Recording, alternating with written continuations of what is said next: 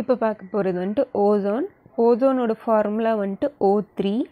இது வந்துட்டு யூவி லைட்டில், நேச்சுரல் யூவி லைட்லேயே வந்துட்டு ஓசோன் ஃபார்ம் ஆகும்.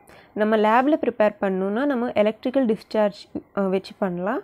அது வந்துட்டு 20,000 வோல்ட்ஸில் வந்துட்டு நம்ம ரியாக்ட் பண்ண வச்சா நம்மளுக்கு ஓசோன் கிடைக்கும். கிடைக்கிற பியூர் ஓசோன் வந்துட்டு பேல் ப்ளூ கேஸாக நம்மளுக்கு கிடைக்கிது. எப்போனா ஃப்ராக்ஷனல் டிஸ்டிலேஷன் ப்ராசஸில் நம்மளுக்கு வந்துட்டு பேல் ப்ளூ கேஸாக வந்துட்டு ஓசோன் கிடைக்கிது. ரியாக்ஷன் இங்கே கொடுத்துருக்காங்க. O2 வந்துட்டு நம்மளுக்கு ஓவாக மாறுது. இந்த O வந்துட்டு மறுபடியும் O2ஓட ரியாக்ட் பண்ணும்போது நம்மளுக்கு ஓசோன் கிடைக்கிது. ஓகேவா?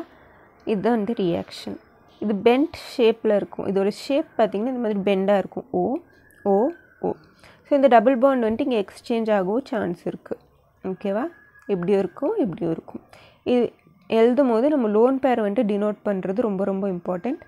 இங்கே ஒரு லோன் பேர், இங்கே 2 லோன் பேர், இங்கே 3 லோன் பேர் இருக்கும். ஓகேவா? ஸோ இது வந்துட்டு ரொம்ப ரொம்ப இம்பார்ட்டண்ட்.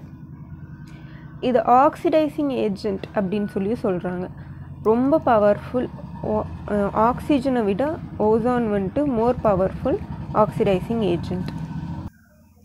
இதோட ரியாக்ஷன் பார்த்தோன்னா ஓசோன் வந்துட்டு பொட்டாசியம் அயோடைடோட ரியாக்ட் பண்ணும் இந்த ப்ரெசன்ஸ் ஆஃப் வாட்டர். அப்போ நம்மளுக்கு KOH கிடைக்கிது. Potassium hydroxide plus oxygen plus iodine. ஓகேவா? இந்த ரியாக்ஷன் இது வந்துட்டு டிட்டர்மினேஷன் ஆஃப் ஓசோனுக்கு யூஸ் ஆகும். இன்னொன்று வந்துட்டு ஆர்கானிக் காம்பவுண்ட்ஸ் வந்துட்டு ஈஸியாக ஆக்சிடைஸ் பண்ணும். அப்புறம் மோர் பவர்ஃபுல் தென் ஃப்ளூரின் இன் அசிடிக் சொல்யூஷன். அசிடிக் சொல்யூஷனில் நம்ம ஓசோன் வந்துட்டு ஃப்ளூரினை விட பவர்ஃபுல்லாக இருக்கும், ஆக்சிடைசிங் ஏஜெண்ட்டாக இருக்கும் அப்படின்னு சொல்கிறாங்க. ஸோ இதுதான் வந்துட்டு ஆக்சிடைசிங் ப்ராப்பர்ட்டிஸ் ஆஃப் ஓசோன்.